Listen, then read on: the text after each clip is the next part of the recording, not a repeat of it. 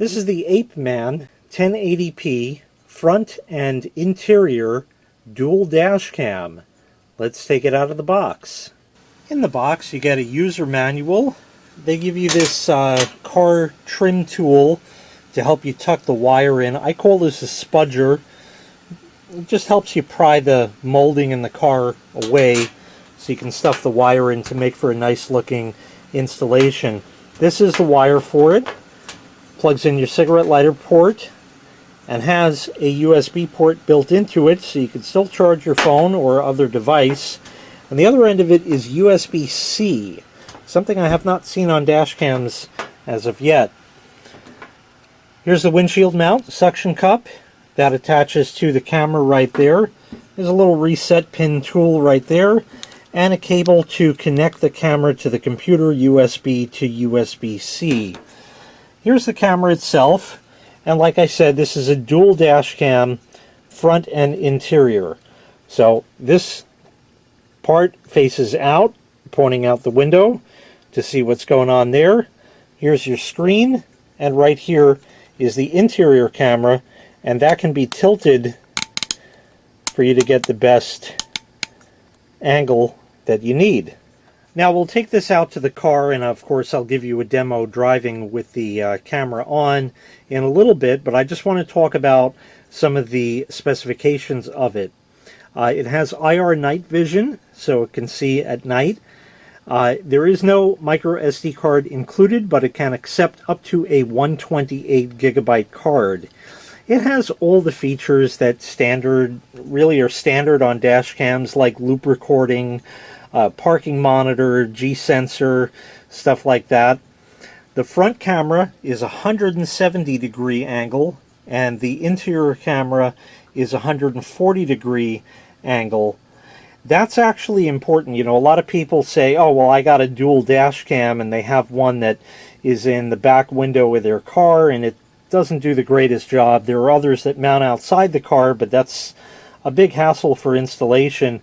But for all you guys out there that drive Ubers or Lyft or anything like that, you don't know who's getting in your car or anything about it.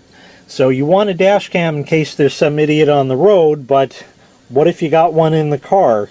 This way you can see them with this camera. So a great thing for those people that drive those types of vehicles. And one other nice feature of this camera is it is GPS compatible. There is a GPS module available for it as a separate purchase. It's not really expensive, and that will give you the GPS coordinates as you drive, as well as some other information. So at this point, we're going to go out to the car. I'm just going to hook this up rudimentarily. I'm not going to run the wire or anything, but I'll show you kind of what you would do with that. And then we'll go and take the car for a drive so you can see the quality of the dash cam. Okay, I have the camera just stuck on the windshield right here, just like that. It's plugged in, it's turned on. The screen goes out after a while, so you don't have to look at it. You can, of course, change that within the setup.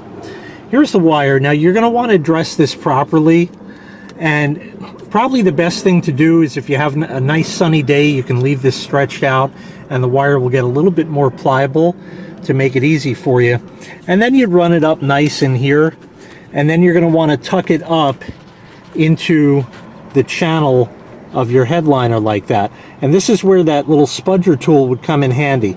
I'm just using my fingers here, but you can see how this comes down a bit right here. And you can work that all the way around. And then when you get all the way over to the side here, in this particular car, it has this nice rubber thing here. So you can do that and stick the wire in there and run that all the way down.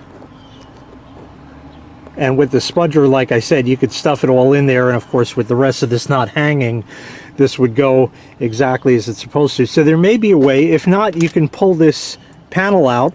You see how that moves, and fish the wire down there, and then generally you'd run it down and around to plug into wherever your cigarette lighter is. So now we're going to go ahead and take a drive with this. So from here on out, you'll see what the dash cam can do. So this is what it looks like inside the car for the interior shot. What the camera does is it records two video files. It records one of the front-facing camera and one of the interior camera. On the camera's display, on the screen on it, it shows a little picture-in-picture kind of thing, but again, typically you're going to want the screen to be off. So anyway, we're all set. I have the car warmed up a little bit, and we're ready to go. So we'll go ahead and get the seatbelt on and throw her in gear. Off we go.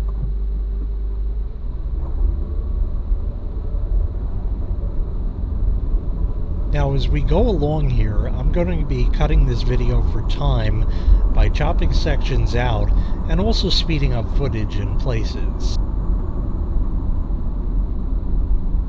You always see an odd thing. I don't know what that guy was doing or thought he was doing, but he didn't hit anybody, so it's alright. But that's one of the main reasons you need a dash cam, because you never know what's going on.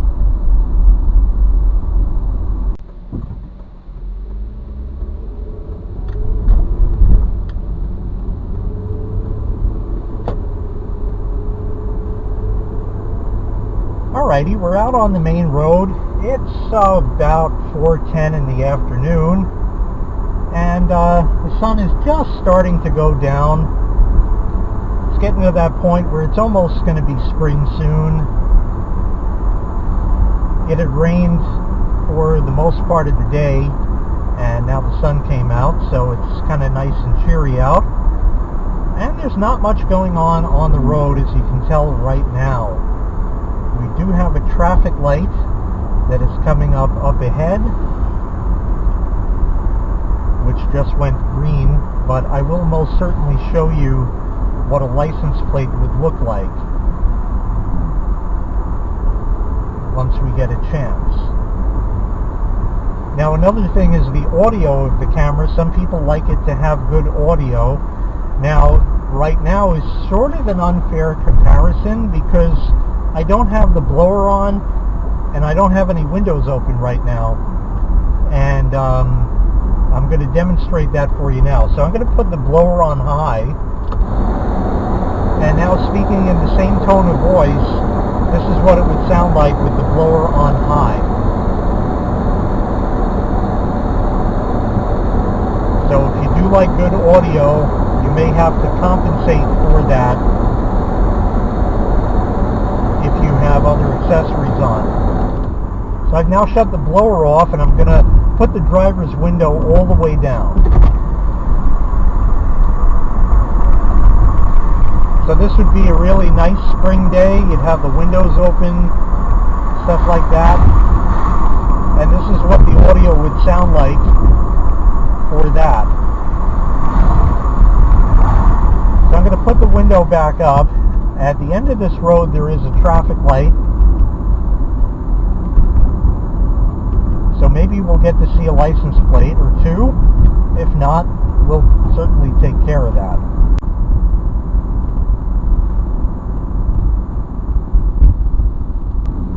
Well, like they always say, never a red light around when you need one. EVS 5408, and that's an old license plate that's kind of beat up. This looks like a nice opportunity to turn, so we'll go down this block.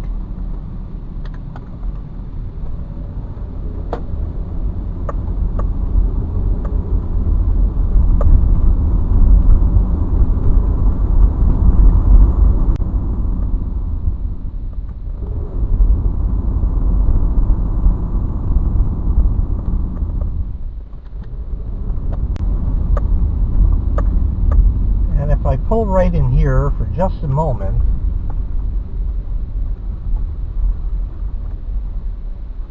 this license plate reads DGN 1434.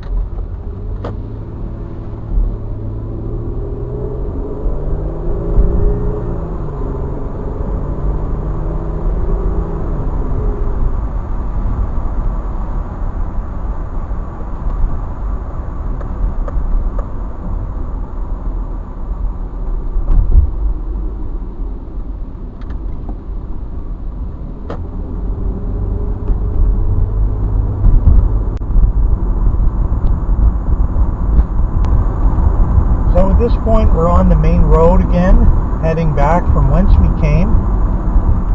So we're going to go ahead and just speed through this right quick, so you can see what that would look like. And then that'll bring this video to a close.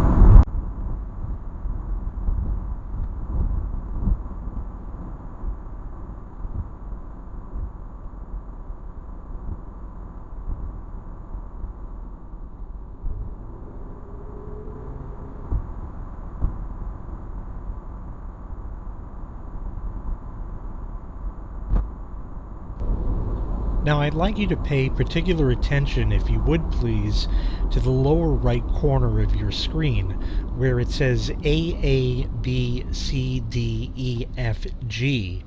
That's the plate number, so in the camera you can set that to read the license plate of your car or any other name that you'd like. Here's some B-roll footage taken with the interior camera as I drive the car around the block.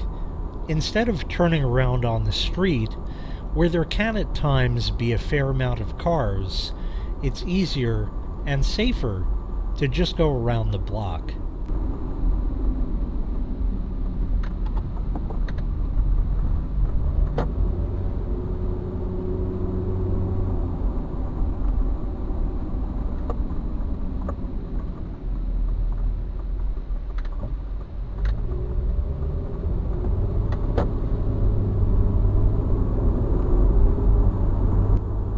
You'll also notice that the interior camera has a mirror image, as evidenced by the logo on my shirt. This is done purposely to correct already mirrored images, such as the word ambulance on the front of one.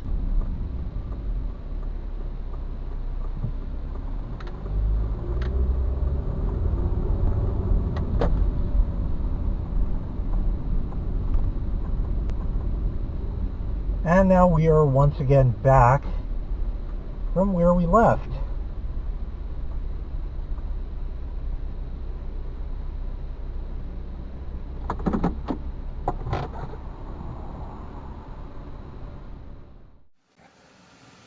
So once again, this was the APEMAN 1080p front and interior dual dash cam. If you'd like to purchase this item, I'll leave a link in the video description where you can find it available for sale on Amazon. Thanks for watching. Make sure you click like, make sure you click subscribe, and take care. We'll see you next time. Bye-bye.